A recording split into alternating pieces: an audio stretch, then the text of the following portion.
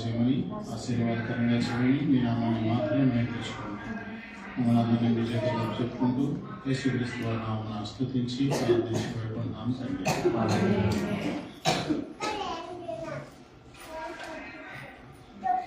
చిన్న వాక్యం జ్ఞాపకం చేసుకుందాం. జ్ఞాపకం చేస్తాను అంటే దాని అర్థం మీకు తెలుసు అని అంతే కదండి.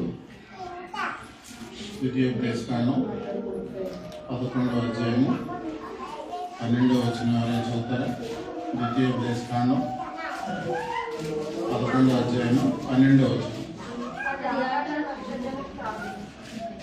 అది నీ దేవుడైన యెహోవా లక్ష్యపెట్టిన దేశము. తర్వాత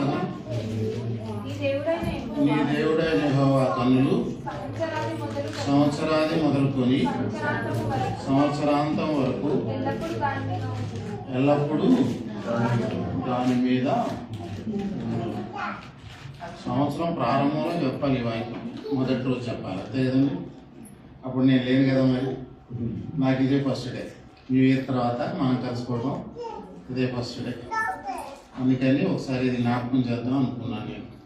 ఏమంటాడు ఇక్కడ? నీ దేవుడైన యెహోవా సంవత్సరాది మొదలుకొని సంవత్సరాది మొదలు. దాని ఇంగ్లీష్లో ఏమన్నాడంటే from the beginning of the year to end of the year. ప్రారంభం నుంచి చివరి వరకు. కొంతమంది మనుషులు ప్రారంభిస్తాం కానీ కంటిన్యూషను ముగింపు దాకా చేయలేము, రాలేము. అందుకే భక్తుడు రాశాడు, ఏమన్నాడు? కార్యారంభం కంటే కార్యాంతం మేలని ఆయన అనుభవంతో మహాజ్ఞాని చెప్పాడు. ఆవేశంతో కొంతమంది ప్రారంభిస్తారు. నూతన సంవత్సరంలో కొన్ని నిర్ణయాలు తీసుకుంటాం. అవి నెలలు అయ్యేసరికి ఆ నిర్ణయాలు ఎంతవరకు పాటిస్తాం, ఎంతవరకు అమలు అవుతాయి అనేది కొంచెం ప్రశ్నార్థకంగా ఉంటుంది. కానీ విశేషం ఏంటంటే ఏ నిర్ణయమే తీసుకున్నామో దాన్ని ఈ రెండింగ్ వరకు గుర్తుపెట్టుకొని దాని ప్రకారం జీవించడం అనేది చాలా గొప్ప విషయం. దానికి మన శక్తి చాలకపోతే, మన భక్తి చాలకపోతే దేవుడు మనకి ఇక్కడ వాగ్దానం ఏం చేస్తున్నాడంటే సంవత్సరాది మొదలుకొని సంవత్సరాంతం వరకు నేను మీతో. దాని ఇంగ్లీష్లో ఏమన్నాడంటే కేర్ అన్నాడు. The lord cares, the eyes of the lord always upon you. Care అంటే అర్థం ఏంటి? శ్రద్ధ తీసుకోవడం, పట్టించుకోవడం, లేదా బాధ్యత వహించడం. దానిలో ఏముంది? బాధ్యత వహిస్తున్నారు అనుకున్నాం. ఆ బాధ్యత వహించడంలో ఏముంది? మీ ఫ్యామిలీ బాధ్యత వహించవచ్చు, పర్సనల్గా బాధ్యత వహించవచ్చు, కానీ హెల్త్ విషయాల్లో బాధ్యత వహించవచ్చు, ఏదైనా ఫైనాన్షియల్ క్రైసిస్ వచ్చినప్పుడు బాధ్యత వహించవచ్చు. ఏ విషయంలోనైనా బాధ్యత. మనకంటే పెద్దోళ్ళు మన గురించి బాధ్యతగా ఉంటారు, అన్ని విషయాల్లో పట్టించుకుంటారు. ఒక్కోసారి ఏదైనా ప్రాబ్లం వచ్చినా, కష్టం వచ్చినా, నష్టం వచ్చినా వాళ్ళ దగ్గరికి వెళ్ళి మన కష్టాలు చెప్పుకుంటే ఏమంటారు వాళ్ళు? భుజం తట్టి నేనున్నాను, నేను చూసుకుంటాను అని మనకేమిస్తారు? భరోసా. అది చాలా మనకు మానసిక ధైర్యాన్ని ఇస్తుంది. ఇక్కడ దేవుడు అంటున్నాడు ఏమని? ఎల్లప్పుడూ సంవత్సరాది మొదలుకొని సంవత్సరాంతం వరకు ద లార్డ్ కేర్స్. దేవుడు మన మీద కేర్ తీసుకుంటాడు. దేవుడు కేర్ తీసుకునేటప్పుడు మనం ఎట్లా ఉండాలి? కేర్లెస్గా ఉండాలా, కేర్ఫుల్గా ఉండాలా? అందరూ మాట్లాడాలి. దేవుడు కేర్ తీసుకుంటా అన్నప్పుడు మనం కూడా కేర్ఫుల్గానే ఆయన మాటలు వినాలి. దేవుని మందిరంలో కూడా కేర్ఫుల్గానే, కేర్లెస్గా ఉండవు. కొంతమంది కేర్లెస్గా ఉంటారు. టైంకి రాదు, వార కార్యక్రమాలకు రాదు, వాక్యం విన్నది ఉండదు. అలా కేర్లెస్గా ఉంటే లైఫ్లో ఏమన్నా మనం ఆశీర్వాదాలు చూడగలమా, అభివృద్ధి చూడగలమా, మేలు చూడగలమా? సంవత్సరాలు గడుస్తూ ఉంటాయి కానీ ఆశించినంత ఫలితాలు ఉండవు. సరే, ఈ సందర్భంగా దేవుడు మనకు వాగ్దానం చేస్తుంది, జ్ఞాపకం చేస్తుంది అంటే దేవుడు మనల్ని కేర్ తీసుకుంటా అంటున్నాడు. మనలో కూడా అలాగే ఉండాలని ఆయన కోరుకుంటున్నాడు. సహజంగా ఒకళ్ళు ఒక మాట చెప్పారంటే వాళ్ళ స్థాయిని బట్టి ఆ మాటకు విలువ ఉంటుంది, అంతేనా? కలెక్టర్ గారు ఏదన్నా ఒక మాట చెప్పారు అనుకోండి, ఆ మాట విలువ ఎక్కువ ఉంటుందా, విలువ తక్కువ ఉంటుందా? విలువ. ఎందుకు? ఆయన హోదాని బట్టి. ఆ హోదాని బట్టి ఆ మాటకి నేను నువ్వు చెప్పామనుకోండి, మన స్థాయిని బట్టి మన వాళ్ళు ఇంటే వింటారు, వినకపోతే ఈయన ఎప్పుడు ఇలాగే చెప్తాడులే అని వదిలేస్తారు. తల్లిదండ్రులు చెప్పినా కొంతమంది వినరు, బాధ్యత గల పెద్దలు చెప్పినా వినరు. అదే స్థాయి ఉన్నవాళ్ళు చెప్పారు అనుకోండి, బలం ఉన్నవాళ్ళు చెప్పారు అనుకోండి, హోదా ఉన్నవాళ్ళు చెప్పారు అనుకోండి, గొప్ప వాళ్ళు ఎవరైనా చెప్పారు అనుకోండి, ఆ మాటకు విలువ ఉంటుందా ఉండదా? ఉంటుందా ఉండదా? వింటామే వినమా? వింటాం. ఇక్కడ దేవుడు చెప్తున్నాడు, నేను కేర్ తీసుకుంటాను అంటున్నాడు. ఎవరైనా ఆయన స్థాయి ఏంటి, ఆయన బలం ఏంటి, ఆయన గొప్పతనం ఏంటి అని ఒకసారి మనం ఆలోచన చేస్తే చూడండి, అక్కడే 10వ అధ్యాయంలో 17వ వచనం ఒకసారి చూడండి. ఎలాగనగా నీ దేవుడైన యెహోవా పరమదేవుడును పరమప్రభువును. చాలా ఒక్క నిమిషం. నీ దేవుడైన యెహోవా ఎవరంట? పరమదేవుడు. పరమదేవుడు అంటే అర్థం ఏంటి? నీ తెలిసింది చెప్పండి, తర్వాత నాకు తెలిసింది చెప్తా. పరమదేవుడు అంటే అర్థం ఏంటి? నాకు అర్థం కాదు. అక్కడ వెంటనే ఇంగ్లీష్ బైబిల్ చూశాను. దానిలో ఏమన్నాడంటే గాడ్ ఆఫ్ గాడ్స్ అన్నాడు. ఇంగ్లీష్ బైబిల్ ఏమన్నాడు? God of Gods. దేవుడికే కొంత బలము, కొంత శక్తి, కొంత మహాత్యం ఉంటుంది. గాడ్ ఆఫ్ గాడ్స్ అంటే దేవుడికే దేవుడు అంటే ఇంకెంత ఉంటుంది? ఇంకెక్కువ బలం ఉంటుంది, ఇంకెక్కువ శక్తి ఉంటుంది, ఇంకెక్కువ మహాత్యం ఉంటుంది. మన దేవుడు కేర్ తీసుకుంటానన్న దేవుడు ఎవరంటే ఇక్కడ గాడ్ ఆఫ్ గాడ్స్. రెండోది ఏమంటున్నాడు? పరమ ప్రభు. పరమ ప్రభు అంటే అర్థం ఏంటి? పరమ ప్రభు అంటే అర్థం ఏంటి? కింగ్ అంటే రాజు, రాజులకు రాజు. అది కూడా ఆయనకే వర్తిస్తుంది. ప్రభువుని ఏమంటాం ఇంగ్లీష్లో? లార్డ్ అంట. పరమ ప్రభు అంటే ఏమి ఇచ్చాడు అక్కడ ఇంగ్లీష్లో? Lord of Lord's.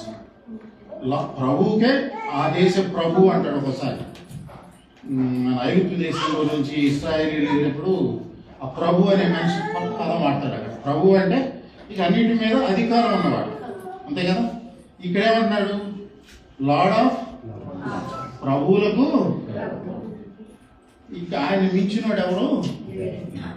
అందుకే ఒకసారి ఇంగ్లీష్లో కొంతమంది ప్రార్థన చేస్తారు కన్క్లూజన్లో, the matchless name of Lord and Saviour Jesus Christ అంటే.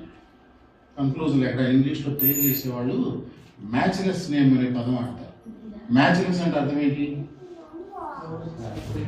ఆయనతో సమానమైన వారు. అంత గొప్ప దేవుడు ఈరోజు మనకు వాగ్దానం ఏమిస్తున్నాడే ఈ సంవత్సరం ప్రారంభం అంటే ఏమంటాడు? I will take care of you. నేను కేర్ తీసుకుంటా. నీ ఉద్యోగం గురించి కేర్ తీసుకుంటా, నీ ఫ్యామిలీ గురించి కేర్ తీసుకుంటా, నీ హెల్త్ గురించి కేర్ తీసుకుంటా, ఫైనాన్షియల్ కెపాసిటీ ఎలా ఉన్నా కూడా అన్ని విషయాల్లో ఎలా తీసుకుంటాడే ఆయన దేవుడు. నేను మానవుడిని, ఆయనకేం తెలుస్తుంది నా బాధలు? అంతే కదా. ఆయన దేవుడు, నేను మానవుడిని, ఎలా తెలుస్తుంది ఆయనకి? ఎలా నమ్మాలి ఈ మాట? హెబ్రీ పత్రికలో ఒకసారి ఒక వాక్యం, ఆ సందర్భం కాదు జ్ఞాపకం చేస్తా. మన ప్రధాన యాజకుడు మనతో సహానుభవం లేనివాడు కాడు కానీ, చూడండి ఎక్కడ రెఫరెన్స్, అన్నిటిలోనూ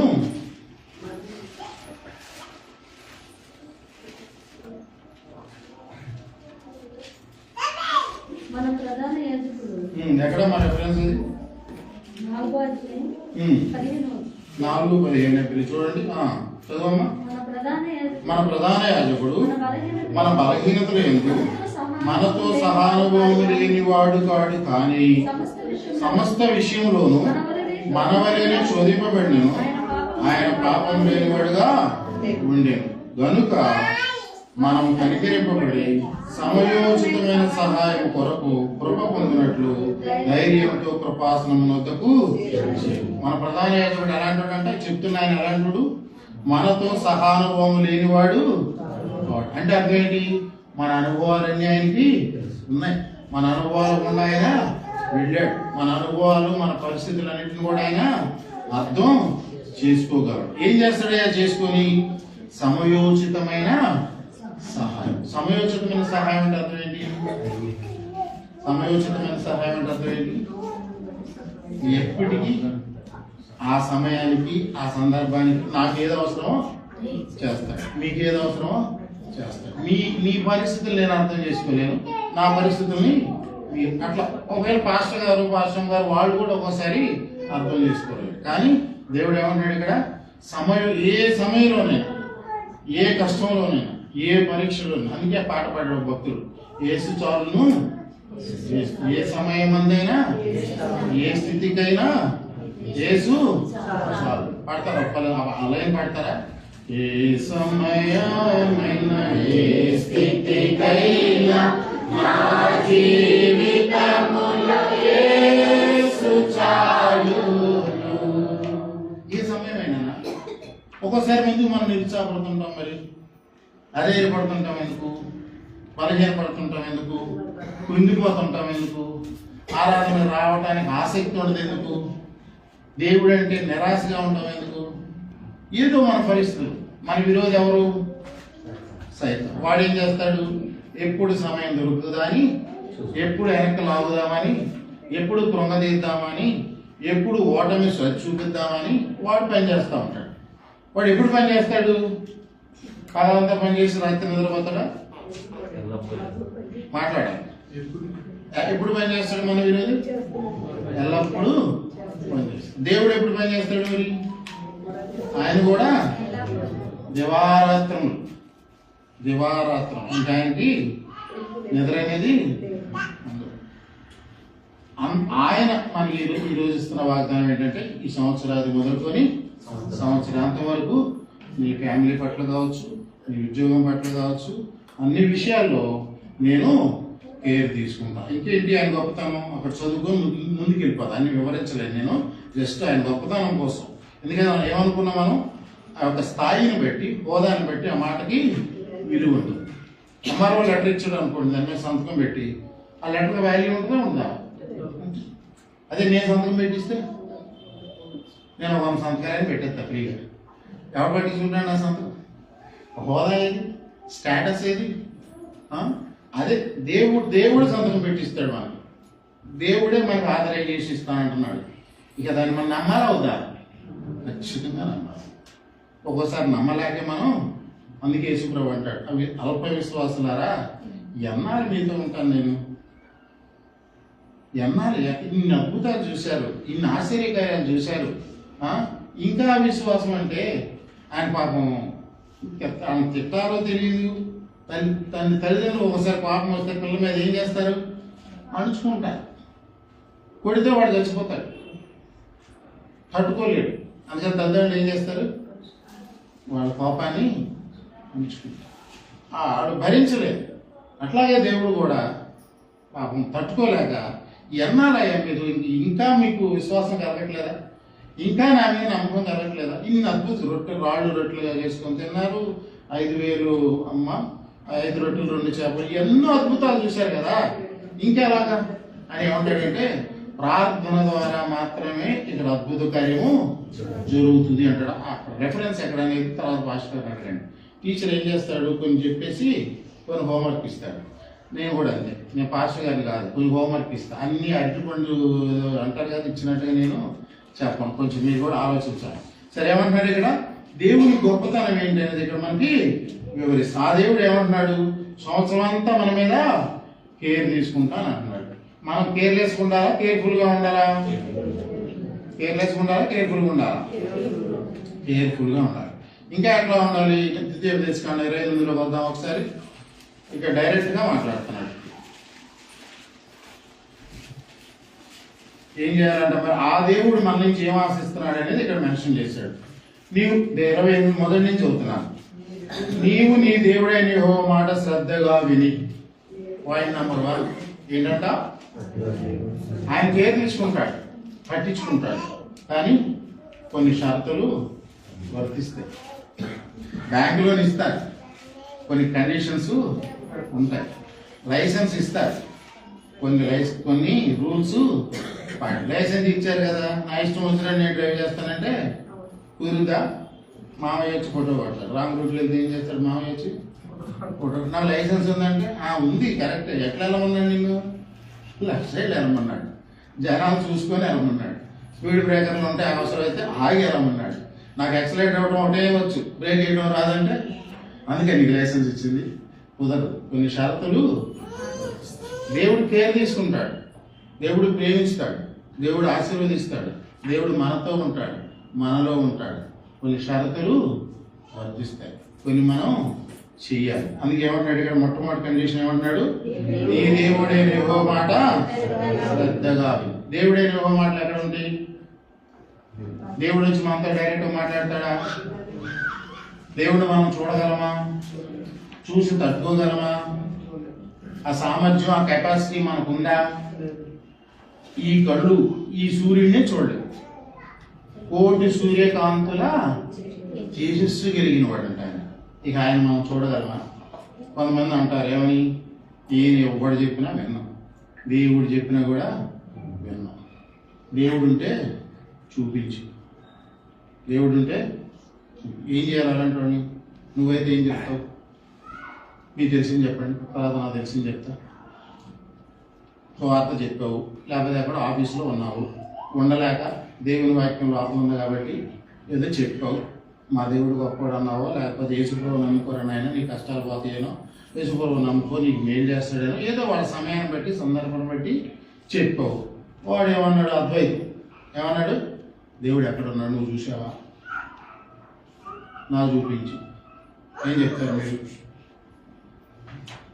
ఫ్రీగా మాట్లాడుకుందాం. నేనేం బోధకుడు కాదు, మీ శ్రోతలు కాదు, తెలిసింది చెప్పండి. కొంచెం అలా ఆలోచిస్తారని మీరు కూడా, లేకపోతే నిద్ర వస్తుంది. టీచింగ్ వన్ వే కాదు, టీచింగ్ ఎప్పుడు వన్ వే కాదు. మీరు కూడా మాట్లాడాలి, అలర్ట్గా ఉంటారు. మీరైతే ఏం చెప్తారు, ఆ తర్వాత నేనైతే ఏం చెప్తానో చెప్తాను. ఏం పేరు బ్రదర్? శామ్యూల్. కొత్తగా వస్తున్నావా? ఓకే. కొత్త ఆడకూడదు, బాగా సీనియర్స్ చెప్పండి. సీనియర్ సార్ పర్లేదు, ఫ్రీగా మాట్లాడండి. ఆ క్వశ్చన్ దేవుడు ఉంటే చూపించు అంటే మీరు ఏం చేస్తారు? మీకున్న అనుభవంలో చెప్పండి అమ్మ. ఇంకా అరగంట టైం అయిపోతుంది. ఎందుకంటే 45 నిమిషాలు చెప్పినా మనలో ఉంటాయా? ఏదో 4-5 ముక్కలు వెళ్తాయి మహా అయితే. అంతేనా? అంతేనా? అది అందుకే నెమ్మదిగా కాస్త కొన్ని మాటలన్నా గుర్తుండేట్టుగా ప్రయత్నం చేద్దాం. ఏం చెప్తారు మీరైతే? చెప్పరా? సరే, నేనైతే ఏం చెప్తానంటే, నాకు తెలిసింది దేవుడిని మనం చూడలేము. ఒక ఆయన ఏం చేశాడంటే, ఒక పాస్టర్ గారిని ఎలా అడిగితే, మధ్యాహ్నం 12 గంటలప్పుడు బయటికి తీసుకెళ్ళి ఎండాకాలం ఎండలో సూర్యుని చూడరా అన్నాడు. ఏమన్నాడు? మధ్యాహ్నం మే నెలలో ఎండాకాలం సూర్యుని చూడమంటే ఏమన్నాడంటే ఆయన, ఎలాగండి సూర్యుని చూడటం పడిపోతాయి అంటే తప్పులేమండి అన్నాడు. అప్పుడు ఏం చెప్పాడు ఈయన? ఆయన సృష్టించిన సూర్యుడిని చూడలేనివాడివి దేవుణ్ణి చూడగలవా? చూస్తే తట్టుకోగలవా? ఈ డైలాగ్ ఎక్కడో వచ్చింది కదా, తట్టుకోలేవు, చూడాలనుకోకు. వీళ్ళందరూ కాపీ కొడుతున్నారండి. మనమేమో వాటిని వాడుకోవడం మనకు చేత కావట్లేదు. అది మాత్రం చాలా హిట్ అయిపోయింది. తట్టుకోలేవు, చూడాలనుకో. ఇదే భావం, ఇదే. అంతేనా? నువ్వు ఆయన చేసిన సూర్యుడినే చూడలేనుడివి, ఇక దేవత దేవుడిని చూడగలవు. ఒక ఆయన చూడాలనుకున్నాడు. ఎవరైనా? నీ మహిమను నాకు చూపించు అని అడిగాడు. ఎవరైనా? మోసే ఎలాంటి వాడు? మనలాంటి భక్తుడా? మనకంటే ఎన్నో రెట్లు గొప్పవాడు, ఎన్నో రెట్లు భక్తి ఉన్నాడు. ఆయనే దేవుడు ఏమన్నాడు? నువ్వు చూడలేవురా ఆయన, చూస్తే తట్టుకోలేవు. నేను వెళ్తా ఉంటా బండ సందులో నుంచి చూడు. ఆ బండే క్రీస్తు. క్రీస్తు లేకుండా తండ్రిని మనం చూడలేము. అంత గొప్ప భక్తుడే తట్టుకోలేకపోతే ఇక నువ్వు నేను తట్టుకోగలమా? సరే, ఇక్కడ మన సందర్భం ఏంటి? ఆయన మాట శ్రద్ధగా వినాలి. దేవుడే వచ్చి మాట్లాడాలనుకో. ఇక్కడ ఎవరు మాట్లాడుతున్నారు? ఇక్కడ సేవకులు ఎవరు? ఇక్కడ ఎవరున్నా సరే, ఎవరు మాట్లాడేది ఎవరి కోసం? నా కోసమా? నా మాటల కాదు. ఇక్కడ ఎవరు మాట్లాడినా ఏం మాట్లాడతారు? ఆయన మాటలో మాట్లాడతారు. ఆయన చెప్పన్నది చెప్పు. మా తెలివితేటలు ఇక్కడ మంచి, మా ఎడ్యుకేషను, మా బ్యాక్గ్రౌండ్, ఎక్స్పీరియన్స్ ఏమి ఇక్కడ మంచి. దేవుడు చెప్తాడు, దేవుని మాటలు చెప్పాలని. అందుకని ఏం చేయాలి? ఇక్కడ ఎవరు చెప్పినా కూడా ఆ మాటలు ఏం చేయాలి? మనం శ్రద్ధగా వినాలి. శ్రద్ధగా విని ఇంకేం చేయాలంట? ఆయన ఆజ్ఞలన్నింటినీ అనుసరించి నడుచుకోవాలి. చెప్పింది ఏం చేయాలి? చెప్పిన ప్రకారం నడుచుకోవాలి. ఎక్కడ బ్రదరు ఇన్ని ఆజ్ఞలు ఎలా వింటాం? అన్నీ పాటించగలమా? అబద్ధం ఆడకూడదు, పవిత్రంగా ఉండాలి, పరిశుద్ధంగా ఉండాలి. లోపం చూస్తేనేమో నేత్రాశ, శరీరాశ, జీవోపటం. అవకాశాలు లేక కొంతమంది పాపం చేయట్లేదు, పాపంలో పడట్లేదు. అవకాశాలు వచ్చి కొంతమంది పడిపోతున్నారు. సహజంగా మనం ఎవరు నడినెత్తి మొదలుకొని అరికాలు వరకు మనలో ఏముంది? పాపంలో పుట్టి పాపంలో పెరిగాం. సహజంగా దేని వైపు ఆకర్షించబడతాం? ఎక్కువ పాపం వైపే ఆకర్షించబడతాం. మరి ఎట్లాగండి పరిశుద్ధంగా ఉంటాం? ఎలాగండి ఆయన మాట వినటం? ఎలాగండి ఆయన ఆజ్ఞలన్నీ పాటించటం? అంత ఈజీగా, అంత సాధ్యమయ్యే పనేనా? మరి ఏం చేద్దాం? ఆయన మాట మనం వినకపోతే మన మాట కూడా ఆయన ఏమంటాడు? వినకపోతే అక్రమం చేయగలరా మీరెవరో నాకు. శుక్రవారం మీటింగ్కి వచ్చాం, ఆదివారం మీటింగ్కి వచ్చాం, గృహపోటికలకు వస్తున్నాం, క్రిస్మస్ పండుగ చేసుకున్నాం, న్యూ ఇయర్ పండుగ చేసుకున్నాం, అన్నీ 20 సంవత్సరాల నుంచి చేస్తున్నాం, 30 సంవత్సరాల నుంచి చేస్తున్నామో తెలియదు. చివరికి మనకి ఎలాంటి స్టేట్మెంట్ వచ్చింది అనుకోండి, మీరెవరో తెలియదు అన్నాడు అనుకోండి, ఏంటప్పుడు పరిస్థితి? అంటాడా? యేసుప్రభు మొహమాటం ఏమనుందా? యేసుప్రభు మొహమాటం ఏమనుందా? పత్రికల్లో చోట రాస్తాడు, ఆయన మొహమాటము ఏ మొహమాటం లేదు. కానుకలు ఇచ్చారను, లేదంటే భక్తిగా ప్రార్థన చేస్తున్నారను, దేవుని సేవలు ఒక్కోసారి కొంచెం కన్సిడర్ చేస్తారు. మన బలహీనతను బట్టి, మన యొక్క పరిస్థితిని బట్టి కొంచెం వాళ్ళు ఏం చేస్తారు? పెద్ద మనసు చేసుకొని కన్సిడర్ చేస్తారు. కన్సిడర్ చేయటువంటి అర్థం ఏంటి మీకు తెలుగులో? లెక్క అంటే మళ్ళీ వేరే. కన్సిడర్ అనే పదాన్ని కొన్ని ఇంగ్లీష్ మాటలకు తెలుగు రాదు, తెలుగుకి ఇంగ్లీష్ కూడా రాదు. అంటే దాన్ని ఒక విధంగా చెప్ప చూచి చూడనట్టు. అందుకే దేవుడు ఏమన్నాడు అక్కడ వాక్యంలో? ఆ అజ్ఞాన కాలమును చూచి మనం క్రమంగా ఉన్నాం, వాక్యానుసారం ఉండటంలా, వాక్యం వింటున్నాం, పాటించట్లా. కానీ ఏం చేస్తారు అప్పుడు? ఇందాక అనుకున్నాం కదా, మనసులో బాధపడతారు, వేదన పడతారు. యేసుప్రభు అన్నాడు, ఎంతకాలం చెప్పాలి అల్ప విశ్వాసులారా అని విసుక్కున్నట్టుగానే వాళ్ళు విసుక్కోకపోయినా మనసులో ఏం చేస్తారు? ఏంటి ఇళ్లలో మార్పు రావట్లేదు, ఎన్నాళ్ళ నుంచి మందిరానికి వస్తున్నారు, ఒక వాక్యం చెప్పమంటే చెప్పలేకపోతున్నారు, సువార్త అంటే రావట్లేదు, ఆదివారం షేర్ చేసుకోండి, ఏదన్నా సాక్ష్యం చెప్పండి అంటే ఎవరూ లేవట్లేదు. అంటే వాళ్ళ కుటుంబాల్లో, వాళ్ళ వ్యక్తిగత జీవితాల్లో దేవుని కార్యాలు ఏమీ జరగట్లేదా? జరగకపోతే ఇంకేమన్నట్టు? తింటున్నాము, తిన్నది అరగట్లేదు. ఆరోగ్యంగా ఉన్నట్ట, అనారోగ్యంగా ఉన్నట్ట? తిన్నది అరగట్లా. ఆరోగ్యంగా ఉన్నట్ట, అనారోగ్యంగా ఉన్నట్ట? వెంటనే డాక్టర్ దగ్గరికి వెళ్ళాలి అక్కర్లేదు. వాక్యం వింటున్నాం, చర్చికి వస్తున్నాం, అన్నీ బాగానే ఉన్నాయి. కానీ మన జీవితాలు ఏం చేయాలి? చూపించాలి కదా, చూపించాలి. సమరస్త్రీ ఏం చేసింది? ఏం చెప్తున్నా? నా బ్రతికంతా నాకు చూపినవాడు, చెప్పినవాడు ఆయన క్రీస్తు కాడా అని కొండ వదిలేసి అక్కడ వెళ్ళి ఊరోళ్ళందరూ సాక్ష్యం చెప్తున్నాను. అంటే ఎందుకు చెప్పింది? యేసుప్రభుని చూసి యేసుప్రభు మాటలేని చెప్పకుండా ఉండలేకపోయింది, ఆశ్చర్యపడిపోయింది. ఏంటి అని మామూలు లేడు. అట్లాగే దేవుని వాక్యం ఉన్నప్పుడు మనం కూడా ఏం చేయాలి? ఖచ్చితంగా చెప్పాలి. దేవుడిని మనం ప్రేమిస్తే, దేవుడి మీద గౌరవము, స్థాయి అవన్నీ ఉంటే మనం కూడా దేవుని ఆజ్ఞలు పాటిస్తాం, ఆ ఆజ్ఞల్ని చెప్పకుండా ఉండలేదు. అందుకని ఏమంటున్నాడు? ఒకవేళ శ్రద్ధగా విని ఆజ్ఞలు పాటిస్తే ఏం చేస్తాడంటే ఆయన? తర్వాత చదవండి. భూమి మీద ఉన్న సమస్త జనముల కంటే ఏం చేస్తాడంటే ఆయన? సమస్త జనముల కంటే ఆశీర్వాదం రావాలంటే ఎక్కడి నుంచి రావాలి? దేవుడి దగ్గర నుంచి రావాలి. ఆయన ఒకరిని హెచ్చించును, ఒకరిని తగ్గించేసి. ఒకరిని ఆశీర్వాదం కావడం, కష్టార్జితం వలన మనిషికి ఐశ్వర్యము కలుగు. యెహోవా ఆశీర్వాదమే ఐశ్వర్యాన్ని కలుగు చేస్తాడు. ఇక్కడ ఏమంటాడు? అందుకనే ఆయన హెచ్చిస్తాడట. మనం హెచ్చించాలంటే ఏం చేయాలి? మనం ఆయన మాట వినాలి, ఆయన ఆజ్ఞలన్నింటినీ పాటించాలి. ఒక 119 కీర్తన కనుక చదివితే ఆ 119 కీర్తనలు ఏముంటాయండి? అన్ని ఆజ్ఞలు, శాసనాలు, కట్టడాలు, ధర్మశాస్త్రము, ఇక ఆ వచనాలన్నిటిలో వాక్యం గురించి ఉంటుంది. భక్తులు ఎందుకు రాసి ఉంటాడు అంతగా? ఈ వాక్యము అంత శ్రేష్టమైనది కాబట్టి అన్నిసార్లు మార్చి అలా చెప్తానే ఉన్నాడు.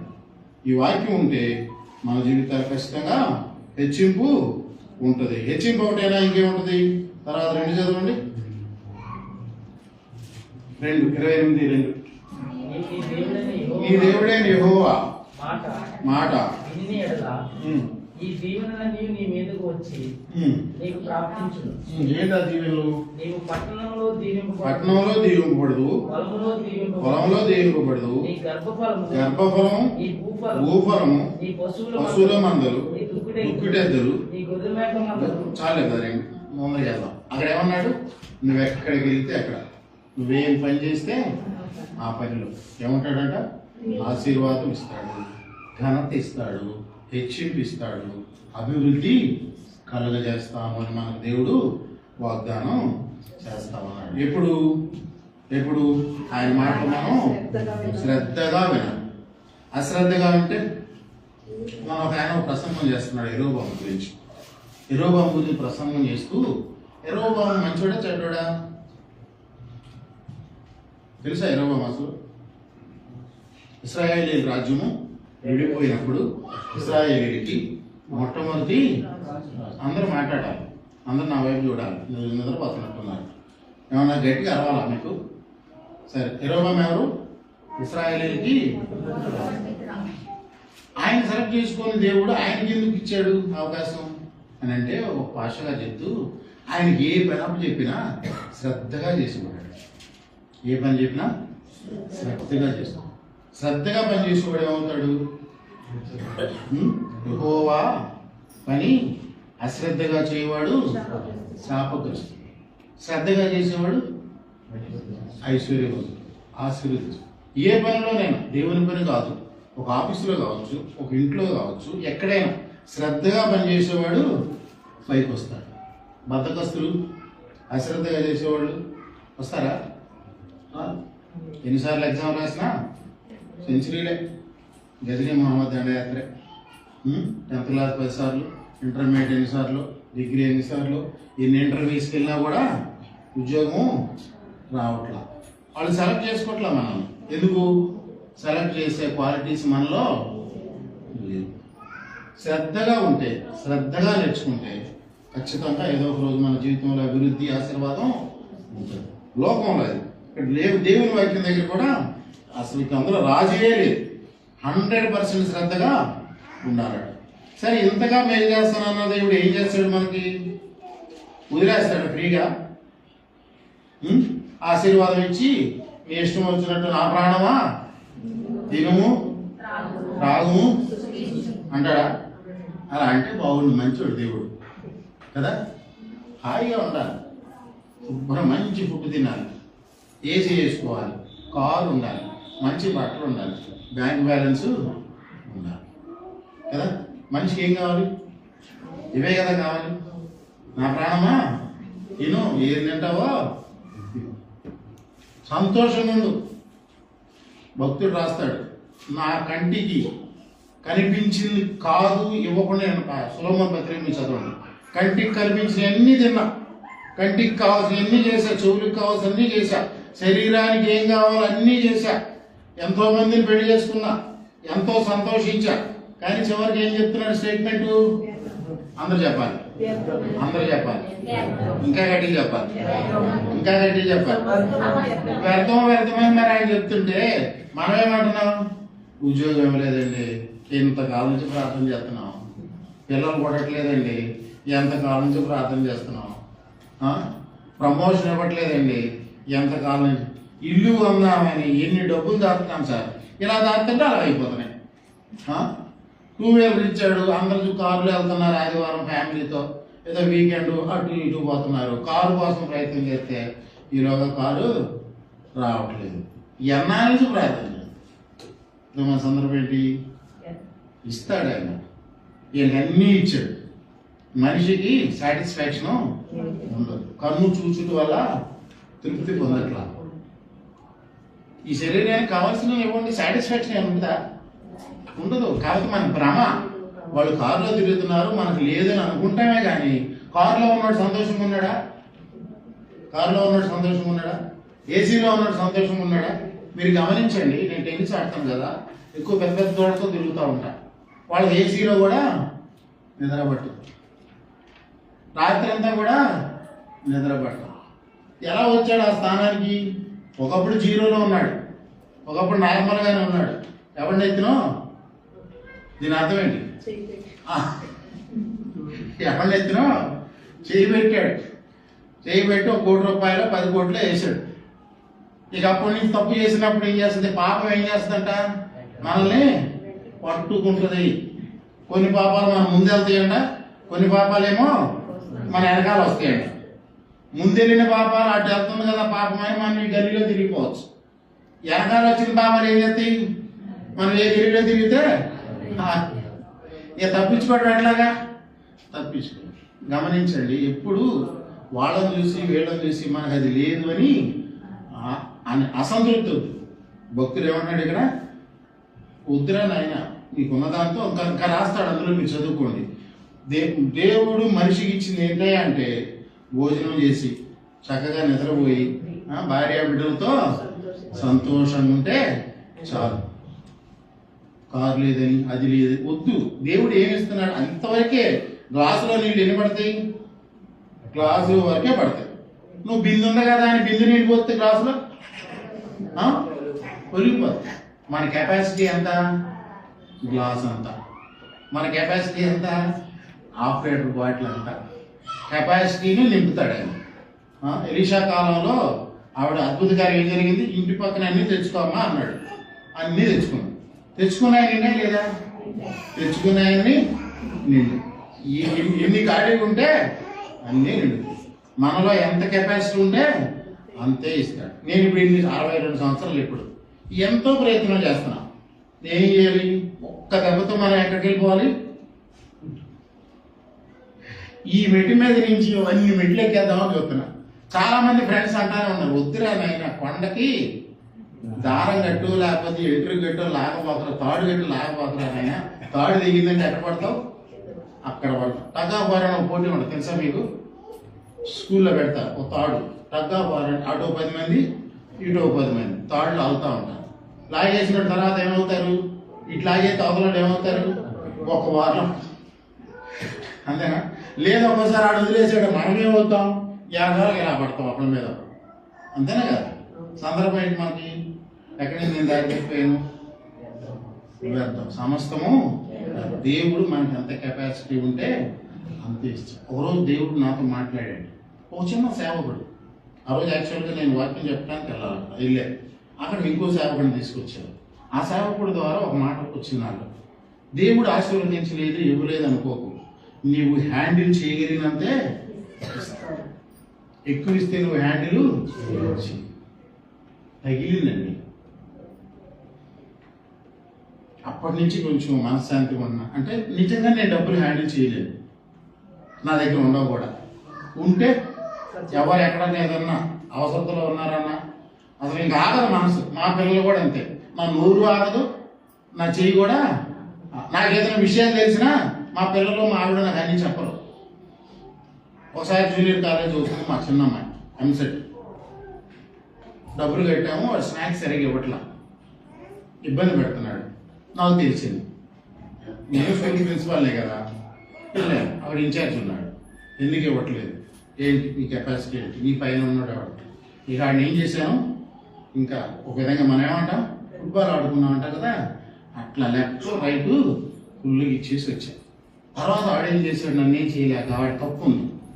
చైతన్య నారాయణ అంటే 100 మంది పిల్లలండి, ఎవడో ఇన్ఛార్జిని పడేస్తారు. వాడు మనలాంటి వాడే, వాడు ఉద్యోగం వాడికి ముఖ్యం. పిల్లలు ఎలా పోతే వాడికి ఎందుకు? ఎవడో ఒకళ్ళు 2 ర్యాంకులు వస్తున్నాయి, 20 మంది పిల్లలు జాయిన్ అవుతున్నారు. అది ఒక నడుస్తుంటే అది న్యాయం చేయలేరు వాడు. అది చేయలేక ఉద్యోగదారం వాటి నుంచి టెన్షన్ ఉంటుంది, ఇటు పేరెంట్స్ నుంచి ప్రెషర్ ఉంటుంది, మేనేజ్మెంట్ నుంచి ఉంటుంది, పేరెంట్స్ నుంచి. ఎన్నేం చేయగలడు? ఉద్యోగం కాపాడు, బతుకు తిరుగు కోసం, ఫ్యామిలీ కోసం ఉద్యోగం చేయాలి. తర్వాత జాలేసిన ఫుల్గా ఇచ్చేసి వచ్చినాక నన్నేం అనలేక మా అమ్మాయిని ఫస్ట్ అదేంటో ఎంసెట్ ఫస్ట్ బ్యాచ్ ఏమంటారమ్మా, ఇంటెన్సివ్ బ్యాచెస్ ఏమి ఉంటాయి, వాటికి ఏ పేర్లు ఉంటాయి, ఏం పేర్లు అని ఐడియా ఉందా? నారాయణలో, చైతన్యలో కానీ అట్లా ఫస్ట్ బ్యాచ్లో ఉండేది మా అమ్మాయి. అంటే అట్లా ఖచ్చితంగా ర్యాంకు వస్తుంది, మంచి ఫ్యాకల్టీ వాళ్ళకి ఉంటుంది. కానీ ఆ తర్వాత నేను ఎట్లా అన్నా నేను తీసుకెళ్ళి అమ్మాయిని తర్వాత బ్యాచ్లో పడేసాడట. ఇక మా అమ్మాయి ఎంత బాధపడిందంటే తను అప్పటికి సెకండ్ అటెంప్ట్, అది ఫస్ట్ అటెంప్ట్ వచ్చింది ర్యాంక్ రాలే, 7,000 ఎంత వచ్చింది. సెకండ్ అటెంప్ట్ కోచింగ్ తీసుకుంటాను. మరి అప్పుడు ఎలాగుంటుంది, సెకండ్ బ్యాచ్ ఫ్యాకల్టీ అంత మంచి ఫ్యాకల్టీ ఉండదంట. ఇక అప్పటి నుంచి నాకేమి చెప్పటం మానేశాను. ఎందుకు, ఈ మనిషికి తెలిస్తే ఇంక డైరెక్ట్ ఏది చెప్పటం. ఎందుకు అన్నాను అంటే నేను హ్యాండిల్ చేయలేదు. అట్లాగే మీరు కూడా మనం ఎంత హ్యాండిల్ చేయగలమో అంతే ఇస్తాడు. మనం ఆశపడటం నిరాశపడటం అనవసరం. సరే, దేవుడు ఏమన్నాడు ఇక్కడ, హెచ్చిస్తాను అన్నాడు, ఆశీర్వాదిస్తాను అన్నాడు. ఒక మాట 2-3 మాటలు చెప్పి ముగిస్తాను. 8వ అధ్యాయం పోతామా? ద్వితీయోపదేశకాండమే 8వ అధ్యాయము 2వ వచనం చదువుతారా? మరియు నీవు ఆయన ఆజ్ఞలను గైకొందువో లేదు, నిన్ను శోధించి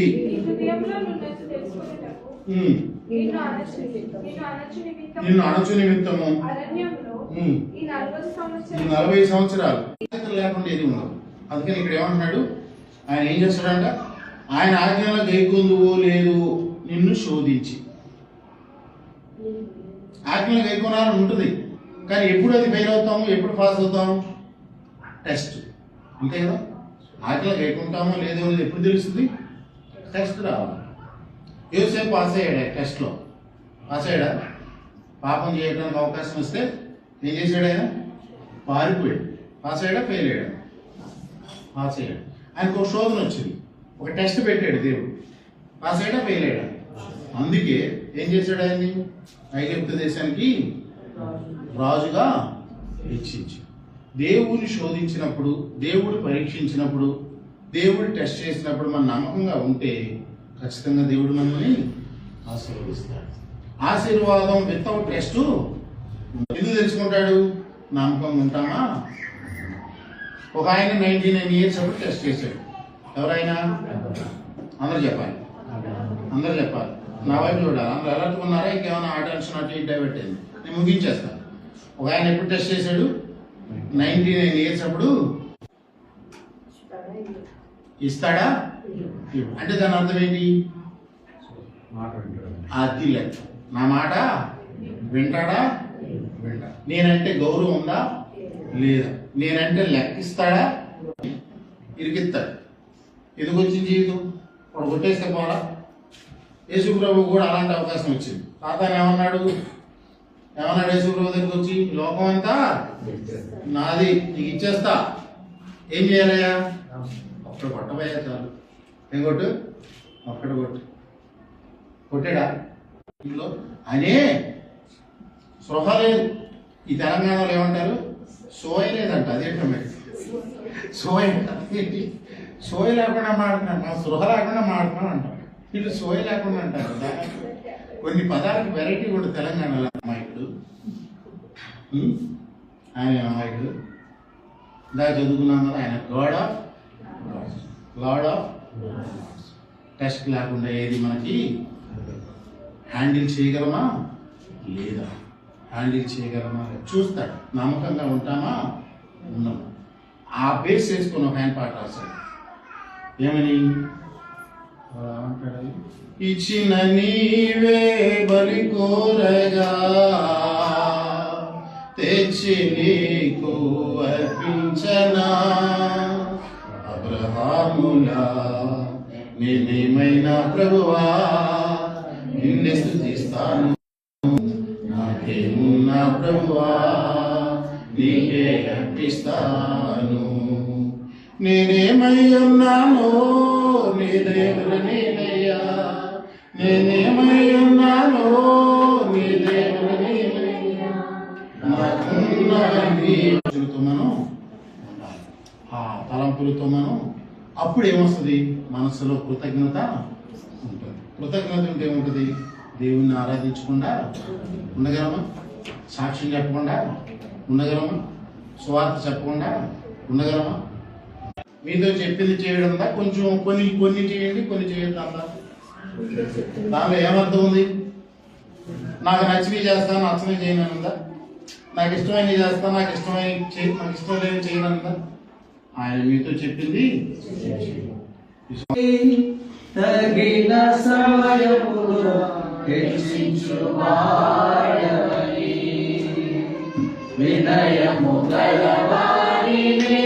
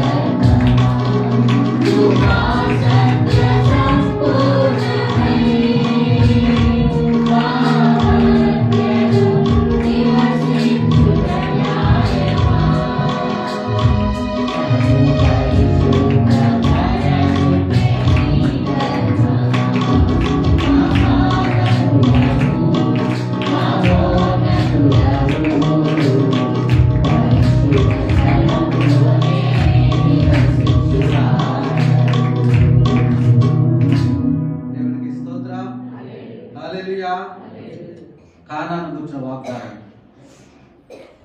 సంవత్సరాలు మొదలుకొని సంవత్సరాంత వరకు నీ దేవుడి యెహోవా కన్నులు దాని మీద ఉండును. అంటే మన సంఘం, ఒక కానాన్ అంటే మన సంఘం అనుకోవచ్చు, మన కుటుంబం అనుకోవచ్చు. అయితే దైవజనుల ద్వారా మరి ఈ సంవత్సరంలో మనకి ఆశీర్వాదం ఏంటంటే సంవత్సరాది మొదలుకొని సంవత్సరాంత వరకు ఆయన కన్నులు మన మీద, మన కుటుంబాల మీద, మన సంఘం మీద ఉంటాయి. ఆశీర్వాదాలు, ఆయన మాట వింటే ఆశీర్వాదాలు వస్తాయి. మాట వినకపోతే ఆ 15 వచ్చిన కింద నుంచి శాపాలు ఉన్నాయి. ఏది దిక్కు తీసుకొని వచ్చాము మొదటి 15 వచ్చిన వాళ్ళ వరకు నువ్వు వెలుపలికి వెళ్ళినప్పుడు తీర్చబడవు, లోపలికి వచ్చినప్పుడు తీర్చబడవు. 15 దాటితే ఆయన మాట వినకపోతే ఏ శాపాలు ఉన్నాయి, శాపాలు కూడా ఉన్నాయి. అవి మనం ఉచ్చరించము, మనం కాకుండా. కాబట్టి గొప్ప ఆశీర్వాదాలు పొందుకోవాలంటే ఆయన మాటలు వినాలి, ఆయన కట్టడాలు విధులు అనుసరించి నడవాలి. మనం చెప్పుకుని ఎప్పుడు కూడా అయ్యి చెప్పుకుంటాం కదా. కాబట్టి చక్కటి వర్తమానం అందించే దైవజనులకు తెలియజేస్తున్నాము. వందనాలు తెలియజేస్తాం, సంఘం తరపున వందనాలు తెలియజేస్తున్నాం. ముగించుకుందాం. మనందరూ మోకరించి ఒక్క నిమిషం ఇచ్చిన వాక్యాన్ని జ్ఞానం చేసుకోండి. ఎందుకంటే ఇదొక సమయం, ఎటువంటి సౌండ్ లేకుండా ఉదయంలో మోకరించి ప్రభా నువ్వు నాతో మాట్లాడావు, కానాను దేశించిన వాగ్దానం నాకు ఇస్తానని చెప్పావు. అది ఆకాశ వర్ష జలం త్రాగును, అది నీ దేవుడైన యెహోవా లక్ష్యపెట్టి దేశము, నీ దేవుడి యెహోవా పనులు సంవత్సరానికి మొదలు సంవత్సరాల వరకు దానిపై ఉండనే కానాను కూర్చిన వాగ్దానం మాకు ఇచ్చావు. ఈ సంవత్సర కాలం అంతా ప్రభా ఆ విధంగా మమ్మల్ని కాపాడండి. సంవత్సరాది జనవరి 31వ తారీఖు మొదలుకొని 2025 1వ తారీఖు మొదలుకొని మళ్ళా డిసెంబరు 25 31వ తారీఖు వరకు నీ కనుచూపు మా మీద ఉంచి మా రాకపోకలు తోడేయండి, ఒకరు బలపరిచి. ఈ హైదరాబాద్ మహానగరంలో చాలా బిజీగా ఉంటుంది. ఎవరి వాళ్ళ కంగారుగా మోటార్ సైకిల్ వేసుకెళ్ళడం, కార్లు వేసుకెళ్ళడం, లారీలు, పెద్ద పెద్ద వెహికల్స్ తిరుగుతూ ఉంటాయి. అన్నింటి బారి నుంచి నీ దూతల కాపు నుంచి మమ్మల్ని కాపాడి నీ సేవలు చెప్పినట్లుగా నీతో 28వ అధ్యాయం చెప్పినట్లు ఆయన మాటలు విని నీ మాటలు నీ యొక్క వాద్యుల ప్రకారం జీవిస్తే గొప్ప ఆశీర్వాదం. పట్టణంలో దించబడదు, పొలంలో దించబడదు. నీ గొర్రె మందలు, మేకలు, నీ గొడ్లు, నీ గంప పిండి బిస్కు తొట్టి దించబడదు అన్నావు. నువ్వు లోపలికి వెళ్ళినప్పుడు దించబడదు, వెలుపుకి వెళ్ళినప్పుడు దించబడదు అన్నావు. ఇవన్నీ బాగా నెరవేర్చుకోవాలి. భాష ప్రార్థన చేస్తారు. ఆశీర్వాదం చక్కటి వర్తమానం దేవజనులు వారి కుటుంబం వరకు, వారి యొక్క పరిచర్యలకు వాడుకోవాలి. ఆయన కూడా దేవుడు వాడుకుంటున్నారు. ప్రార్థిస్తున్నాం. స్తోత్రం స్తోత్రం స్తోత్రం నాయన. సర్వశక్తిమంతుడ, సర్వోన్నతుడ, జీవం కలిగిన మా దేవ, పరిశుద్ధుడు అయిన మా తండ్రి, నీకు వందనములు కృతజ్ఞతలు చెల్లించుకుంటున్నాను ప్రభు. గడిచిన కాలం అంతా కాచి కాపాడు మా కన్న తండ్రి, నీకు స్తోత్రము నాయన. మా అందరి బ్రతుకులో మరొక శుక్రవారం దినాన్ని మీరు మాకు అనుగ్రహించారు తండ్రి. ఉదయకాల సమయం వద్ద చిన్న మందగా నీ సంపంలో కొడుకుని అనేక కొరకు ప్రార్థించే ధన్యత లేక భాగ్యం మాకు దయచేశారు తండ్రి, నీకు స్తోత్రములు ప్రభువా. అలాగే ఆ రీతిలో ఈ రాత్రికాల సమయంలో మరొకసారి నా తండ్రి నాయన నీ సన్నిధిలో చేరుకున్న ప్రభు, చక్కటి కీర్తన ద్వారా నేను కీర్తించుకున్నాం ప్రభు. నీకు వందనాలు, స్తోత్రములు ప్రభువా.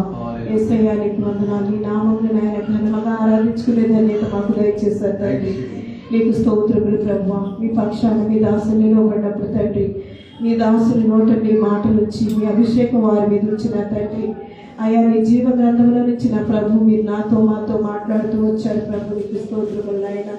నీకు వందనాలు, కృతజ్ఞతలు తండ్రి నాయన. నీకు వందనాలు. నీకు భయపడి నీకు లోబడి నాయన నీ చిత్తాన్ని అనుసరించి నడుచుకునే వారుగా మమ్మల్ని ఆశీర్వదించి మరి ప్రార్థన చేస్తున్నాను తండ్రి. ఇంకా ఎక్కడైనా తప్పిపోతున్నట్టయితే నా ప్రభు కృపతో మమ్మల్ని జ్ఞాపకం చేసుకోండి ప్రభు. నీ వాక్కు పంపి మమ్మల్ని దర్శించావు నాయన. ఈ రాత్రి నీ సన్నిధికి వచ్చిన వార్తని తండ్రి చక్కటి మాటలు విన్నారు ప్రభు. వాక్యానుసారమైన జీవితాన్ని జీవించటకు నాయన మా శక్తి చాలదు ప్రభు. మాకు సహాయం దయచేయమని ప్రార్థన చేస్తున్నారు తండ్రి. నీకు స్తోత్రములు ప్రభు. కృపగల దేవ, కనికరము గల మా తండ్రి, నీకు స్తోత్రములు ప్రభు. నాయన ఈ రాత్రి నీ సన్నిధికి వచ్చిన ప్రతి బిడ్డని జ్ఞాపకం చేసుకోండి తండ్రి. పేరు పేరు వరుసను మీరు దీవించండి. భార్య బిడ్డని వారి కుటుంబాన్ని కూడా మీరు ఆశీర్వదించమని ప్రార్థన చేస్తున్నారు ప్రభు. నీకు స్తోత్రములు నాయన. అనేక చోట్ల నా ప్రభు నీ పక్షాన్ని నిలవబడినప్పుడు తండ్రి నీ మాటలు వారి నోట నుంచవలసిందిగా వేడుకుంటున్నాను తండ్రి. నీకు స్తోత్రములు ప్రభు. అయ్యా ఇదిగో ఈ రాత్రి కాలపు కూడికి నా తండ్రి ఆది నిమిషం నుంచి అంత్య నిమిషం వరకు నా ప్రభు మీరు అధ్యక్షత వహించి మీ ఆత్మాదేవులో జరిగించి మీరు మహిమ పొంది మీ యొక్క ఆశీర్వాదాలు ఆయన నీ సన్నిధికి వచ్చిన ప్రతి బిడ్డ పైన మెండుగా కుమ్మరించినందుకై మీ కృతజ్ఞతాస్తుతులు చెల్లించుకుంటూ నా కొరకు త్వరగా తిరిగి రానాయన నా యేసయ్య దివ్య నామమున ఈ ప్రార్థనానికి వేడుకొచ్చున్నాము తండ్రి. ఆమేన్. పరలోకమందున్న మా తండ్రి, నీ నామం పరిశుద్ధపరచబడుగాక, నీ రాజ్యం వచ్చునుగాక, నీ చిత్తం పరలోకమందు నెరవేర్చున్నట్టు భూమి మీద నెరవేరుగాక. మనకి ఆహారం నేడు మాకు దయచేయండి. వాడిని అపరాధం చేసిన వారిని క్షమించినట్లు అపరాధం క్షమించండి. మమ్మల్ని శోధనలో ఎక్కి నిన్ను తప్పించండి. ఎందుకంటే రాజ్యము, శక్తి, మహిమ నిరంతరము నీవైనావు తండ్రి. ఆమేన్. ఇప్పుడు పరమ తండ్రి సృష్టికర్త అయిన దేవుని ప్రేమ, ఆయన కుమారుడు లోకరక్షకుడు యేసుక్రీస్తు వారి కృప, ఆయన పంపించిన పరిశుద్ధాత్మక అన్యోన్య సహవాసం సమాధానం కూడిన మనకు, మన కుటుంబాలకు, మన సంఘానికి, సంఘ బిడ్డలకు, ఈ రాబోయే కాలనివాసులకు, మనం చుట్టిన ప్రతి గృహానికి, వర్తమానించిన దైవజనులకు, ఈ సాయంకాల సమయం సంచుకొచ్చి మహింపరిచిన మనందరికీ ఆయన ప్రేమ, కృప, కాపుతుల సదాకాలం తోడై నడిపించును గాక. యేసు రక్తమే జయం, యేసు రక్తమే జయం.